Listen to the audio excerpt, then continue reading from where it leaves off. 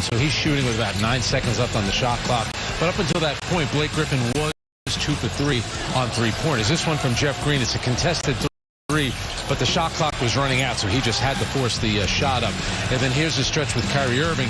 And give Bam Adebayo credit, because he's defending him right there. He's okay. He can guard on the perimeter.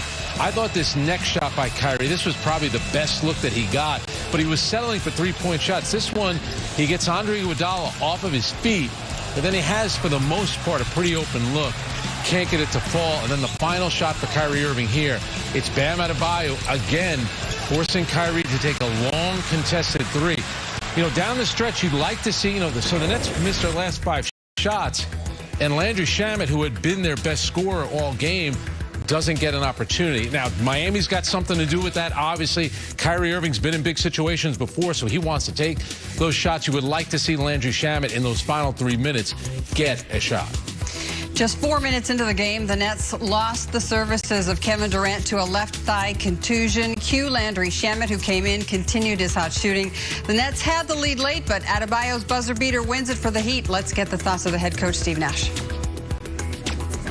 Coach, the final 3:30, they outscore you 8-0. Just what was your assessment? Obviously, without seeing tape, but just live. Just what'd you see from you guys down that final 3.5 minutes?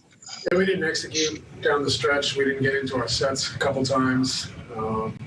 We also passed up an open look at the end. Just wasn't sharp offensively at the end. And that was it.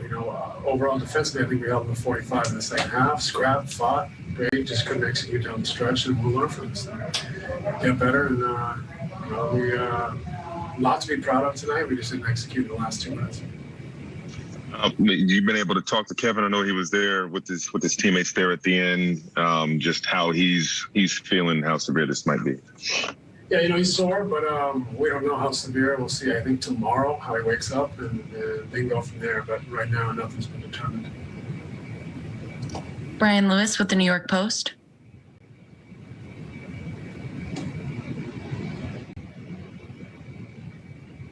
Brian, you're on mute. I apologize. I'm sorry. You said you would see tomorrow. Is that expecting any sort of scan or anything, or is that just going to be with the physios, with the doctors? Honestly, I don't know. I just kind of got off the floor, talked to the coaches, talked to the team, and I came straight here. So I haven't heard, but I'd imagine they're going to assess him in the morning and then see if a scan is necessary or not. Alex Schiffer with The Athletic. Hey, Steve, just what'd you make of Landry's performance? I mean, career night for him, and he really seemed to pick up the offense once Kevin went out. Yeah, he was great. Obviously, he made a lot of shots, but also, was able to drive the ball for us a little bit. Getting the guts of their defense, and so it was a huge performance. Very important for us to stay in this game with his effort, and it just shows that he's got some potential to expand his game and do a little more. Malika Andrews with ESPN. Steve, I hate to belabor the point, but with Kevin, the plan for now, right, is he would continue on with you guys on this road trip, and James and all of them too? I think so, but I'd be guessing. I imagine now that he's on the trip, he'll stay on the trip and get treatment the rest of the way. Thank you. Christian Winfield with the New York Daily News. Hey, Coach, what did you see from Kyrie down the stretch? And when you've got a guy who is so good at hitting shots in clutch moments, how do you balance that versus, like you said, getting into those sets and getting the rest of the offense going? Well, our sets were kind of designed to create space for him. We just never really got into them, never really got sharp, and we got left with him, having really tough looks over a defense that was loaded to him, and, a couple times with Adebayo's length on him. So, we got to do a better job of getting the right matchup, but also maybe getting into our sets to create some space for him. Justin Walters with Pix 11 News. Hey, Steve, of course, not knowing how long Durant may be out, do you think this is an opportunity for others to step up in the next man up mentality? I know you spoke about that a few days ago and just testing the mental toughness of the team. Sure. I mean, it's been that way the whole year. We've had, Kevin's only played 20-something games, and James been on a couple weeks. Kai's missing games, so we've had plenty of guys out of the lineup. So I think our team's used to stepping up and having different combinations and rotations. So nothing new for us. Last question, Tom Dowd with BrooklynNets.com. Hey, Steve, with Landry, he's had to take on some additional ball handling role lately with you guys being shorthanded at the point. Do those experiences kind of build up confidence, comfort level that kind of leads to a night like this?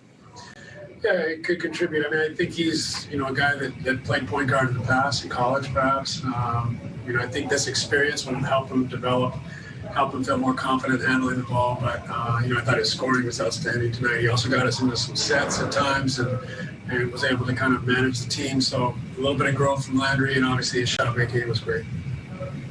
Thanks, Coach. We appreciate it. Thanks, everybody. Good night. Frank, Steve Nash saying they did a lot of things well. They just didn't play well offensively at the finish, but it has to be frustrating, not only the loss at the buzzer, but losing KD. Yeah, absolutely. And I thought the question to Steve Nash was really good about what he thought about Kyrie down the stretch. And he referred to them as tough looks because they were contested, especially the two when Bam Adebayo, who's very comfortable being out there on the perimeter. So he was either going to have Iguodala on him or Bam Adebayo. And look at Bam. He can keep up with them. And Kyrie Irving could make that shot, absolutely. I thought the last one was a tough one because he really had Bam Adebayo draped all over him. This one, he gets Iguodala off his feet. Iguodala does a good job recovering, but that's a makeable shot for Kyrie Irving. If I'm Steve Nash and I'm Kyrie Irving, this is the one that I would have an issue with. I thought that was a tough shot. There was still time left on the shot clock. And that, trying to make a long three late in the game, you're a little bit tired, and Bam Adebayo is closing on you. And I think the other thing, too, is, Steve was talking about getting into their sets. Landry Shamet, what did he finish here? He was 10 of 15, 7 for 12, and he didn't get a shot in the last 4 minutes. And he was the guy that was rolling. He was the Nets' best weapon offensively. So I think the question really is how come Landry Shamet didn't get one shot in those final 4 minutes? Right. Why not go with the hot hand at least once in a while, right? Stay with us. 109-107 final count when we come back. Miami Heat, but go down at the buzzer in a very competitive game. For more, back to our play-by-play team, Mayan Eagle and Sarah Kustok. Nancy, it had all the makings of a thriller down in South Beach. A lot of fun highlights. Landry Shamet with a tremendous performance off the bench, but unfortunately for Brooklyn, they will remember what happened right at the tail end of regulation. Bam Adebayo taking matters into his own hands. Last-second situation where Adebayo gets the bucket. Miami gets the win. Yeah, and I think overall throughout the course of that fourth quarter, you started to see some momentum build, and you felt like the Nets were figuring things out, in particular on the offensive end, finding shots, but also defensively, getting some stops, starting to secure the glass. In those final few possessions, the ball stops moving on the offensive end. You're not getting the quality looks that you were throughout the course of the game that allowed you to be so efficient from the field. And then Bam Adebayo, I mean, that is a clutch bucket, but a smart play of just putting him in isolation and allowing him to go to work, come through. And Brooklyn, again, go back to film of all of the little things and the details and the areas that have been issues for them throughout the course of the season, whether it's turning the basketball over, second chance opportunities, trying to find ways to shore up the defense. A lot of those, once again, surface for this group against a Miami team that came in very hungry to find their way back into a win column. 8-0 run for Miami to end the fourth quarter. Kyrie Irving certainly tried to take over at times in the final minutes and just could not make a shot. The positives for Brooklyn, the bench, led by Landry Shamet, a new career high for him. The confidence that has been oozing out of Landry Shamet, well, we saw it all on display, not just the three-pointers, but going hard to the rim and playing with a great deal of conviction. Big picture, this is really critical for the Nets. And first of all, you really are proud of the way Landry Shamet, with the tough start to the season and how he struggled from the field, has consistently been improving. But to your point, Ian, the three-point shooting, the efficiency and accuracy has been tremendous to see. That, I think, is what we expect out of his game. It's all the other things that he has brought to the table. And in particular with this Nets group, down James Harden, down Tyler Johnson, down Chris Chiozza. You need someone to be able to come in and run the second unit and be a ball handler. And I think just what we saw to Landry throughout the course of this game and how he was being aggressive looking for his shots, but also just able to organize and run the offense is really important and bodes well for the role that he can play and fill in different circumstances as the season continues. And down Kevin Durant, just 4 minutes of action. A thigh bruise for Durant. They'll monitor that situation. And now coming up, another one on the road. It's New Orleans. Another desperate team trying to stay in a playoff chase right now. They had a crushing loss to the New York Knicks, and the Nets will get a first-hand look at Zion Williamson. They handled them the last time these two teams matched up. Though he is someone who, talk about efficiency, has been just an absolute beast in how he's been able to score. The move by Stan Van Gundy, putting him at the point guard position to initiate the offense, and a lot of the pieces that New Orleans has been able to fill the gaps with. Brandon Ingram, they're a team that can be dangerous, and they haven't quite figured it out or fit it together, but the Nets are going to have their hands full when they go to New Orleans. You said a crushing loss against the Knicks, so you anticipate that they will come back with a lot of motivation as they're still trying to find their place in the playoff standings. But for Brooklyn, a lot of it is going to be interesting to see the next couple of games, James Harden's status, when he may be inching closer to a return, and what it looks like for Kevin Durant when he may be able to take the floor again. First game. Ball game to the fourth. Pelicans now with the lead. Eric Bledsoe. Finger roll. It falls. Pelicans by 6. But hold on. Time winding down. Yeah, this is the play of the game. Derrick Rose let him go to the basket. Instead, Lonzo Ball helps off of Reggie Bullock. Knocks down the game-tying 3. Sends the game into overtime. What were the Pelicans doing? In OT, Julius Randle.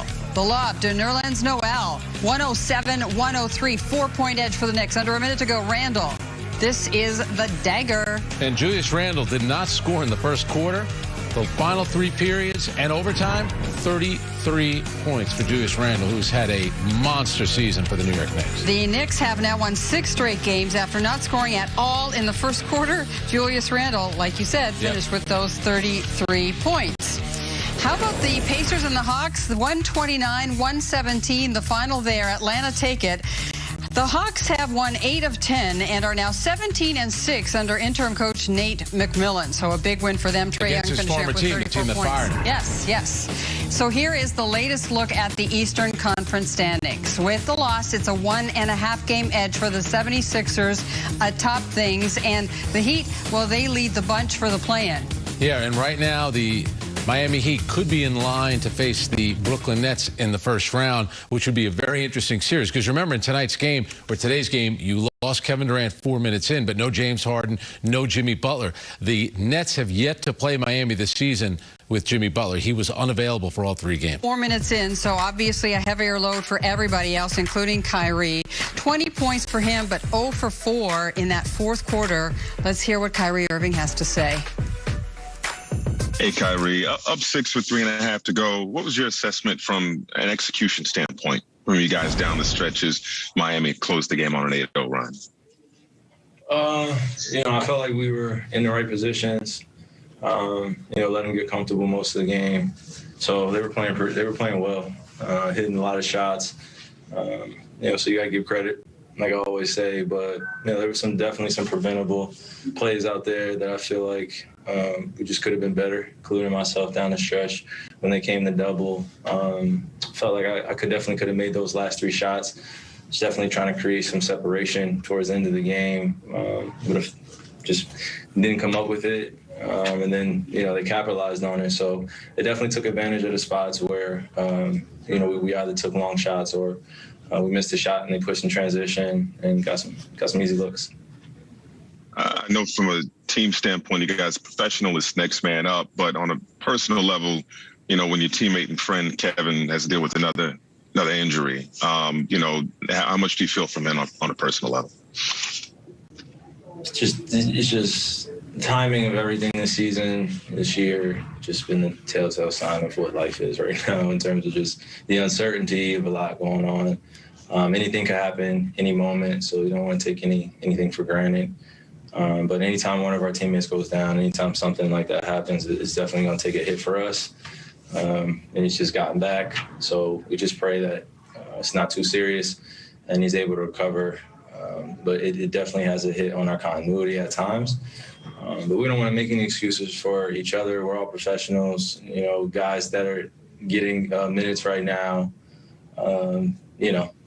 We need them. So it's gonna turn eventually, but we just gotta kind of find that continuity, that connectivity from the start of the game to the end.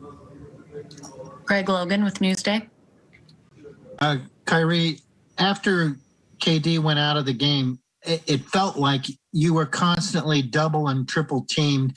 What did that allow their defense to do in terms of the attention that they paid to you and trying to get the ball out of your hands? I mean, it's the smartest thing they can do.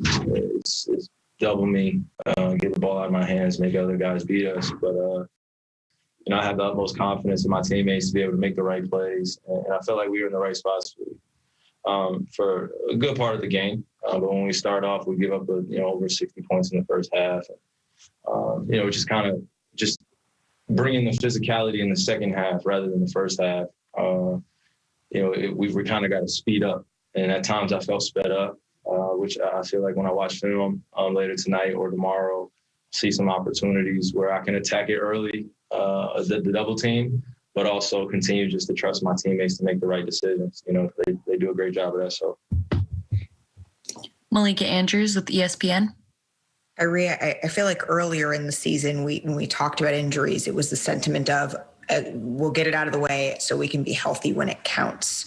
Has the mentality shifted at all as you guys are still kind of experiencing this and grappling with this late in terms of, well, maybe this is just going to be our reality? Yes, to your question, it's just a reality that we have to accept. But, we're asking a lot of guys to do some superior things, some superhuman things, to play back-to-backs, to play 3 and 4 nights, or to play, 6 and 8 nights or 9 nights, whatever the schedule may be. And then you just got to deal with what comes with that at times. We just want guys to be smart, take care of their bodies, do what's needed to prepare, for the main stage, which is, the playoffs, which is to be as healthy as we can. But we still got to, maintain a focus and a goal to get more connected as a group before we do head into the playoffs. So when guys are getting hurt, on any team, it's definitely going to take a hit in terms of the camaraderie, just building consistently. We have a lineup that works, and then one guy goes out, 2 guys go out. So just adjusting to that reality. So I agree with, kind of your question. It's just a reality we have to accept, just move forward with. Thank you. Brian Lewis with the New York Post. Hey, Kai. This is twofold. I mean, did you get a chance to speak with KD and, what kind of, what's his spirits now? And touching on Malika's question, I mean, how do you guys balance this responsibility of getting everybody enough time together to get cohesion for those games that are really going to matter with making sure everybody's healthy and as close to healthy as you can be at that point in the season? Yeah, no, I mean, we're still in the building process of what we got going on over here, as you can see in terms of this year with the moves we've made. We're putting together pretty fast, but, we rely on our experience and our IQ to kind of make up for some of that time that we haven't had playing together in the summertime or, having a chance to go through training camp together, a full training camp, or just, the commonalities of just being able to do things together as a team, COVID aside. So, it's professional. It's professional basketball. We got to figure it out. We have no choice. So it's the fun part, getting in the trenches. And, unfortunately, we do have guys that are going out or guys that have been out. And we just got to make a way. Christian Winfield with the New York Daily News. Hey, what's going on, Kyrie? I think you guys went scoreless in the last 3 minutes and 20 seconds. I'm just wondering if that's, in your estimation, if that's a byproduct of something the Heat defense did, or was that just shots not falling for you guys? Well, it's basketball. It's the game itself. Down the stretch, some games we're not necessarily going to look our best. But that's where it falls on me in terms of accountability as the point guard, being out there, or whatever you want to call me, whatever guard. It's just being out there, and I talk with some of the guys after the game, just instead of going to my ISO so much down the stretch where I have makeable shots, just being able to slow the game down and make sure we get a definite 2 or we get a great shot. We all know how I can get to a spot anywhere on the court, but when they're doubling like that and they're tripling like that, down the stretch, I feel like I could have saved it a little bit more and played off the guys. So I'll look at the film, but I'm pretty sure that that's going to be the case. The Heat defense definitely was gearing towards our shooters, but they made us make decisions, and they lived with some of the outcome, and it worked in their favor tonight. So the next time we play them, or down the stretch, or seeing them, or whatever the case may be, just want to be a little bit more prepared down the stretch. Last question, Alex Schiffer with The Athletic. Hey, Curry, you got a career night from Landry. Just how big was he, especially after Kevin went out, to kind of keep you guys afloat offensively? Amazing, man. We've been talking, just in between games, guys being out and where he can be more aggressive. And I feel like tonight he found something, just playing off the ball, playing with the ball in his hands and attacking the rim, and then being able to just get to open spots. So it creates some versatility for our shooters out there to be able to play the one and the two, especially Landry. And he played incredibly well tonight. So we definitely, down the stretch, as I look back on it too, I'm like, why did I not get something open for Landry? Guys got 30 points. We should go with the high hand. But you learn after the game in 2020. So moving forward, definitely looking forward to him continuing to get better and find his spots. He said a lot there, Frank. He talked about reviewing his shots, perhaps some decisions. He said a lot there, Frank. He talked about reviewing his shots, perhaps some decision-making to think about, too, and trusting his teammates to take the shot. And he also said when he looks back on it, maybe they should have gotten Landry Shamet a shot. He's got to get the ball. He's having too good of a game. You got to run him off screens. Maybe even put the ball in his hands. Maybe let him drive, and if they double him, he can kick it out to somebody. It's interesting because Steve Nash called it tough looks that Kyrie had. Kyrie said they were makeable, but Kyrie also admitted when he's going to miss long shots like that, that's what initiated the fast break for the Miami Heat, and that's what initiated their game-winning basket, him missing that long three over Bam Adebayo. So here's the video. Here's the final stretches and the decision-making.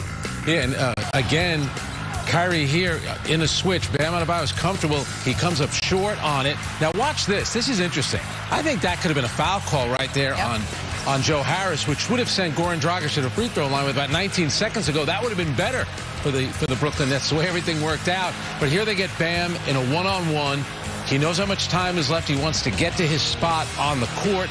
Duncan Robinson trying to provide, some spacing. Kyrie comes over to help, but that's a very makeable shot for Bam Adebayo, who, like you said, Nancy, was called out by Jimmy Butler. He delivered in a big way on the defensive end on the closeout, and then he makes the big shot to win the game for the Miami Heat. Clock awareness. Landry Shamet, we've been talking about that. A super bright light for the Nets today. Talk about efficient as well. 10 of 15 from the floor, 7 of 12 from three, 30 points, a career night. Here's Landry Shamet.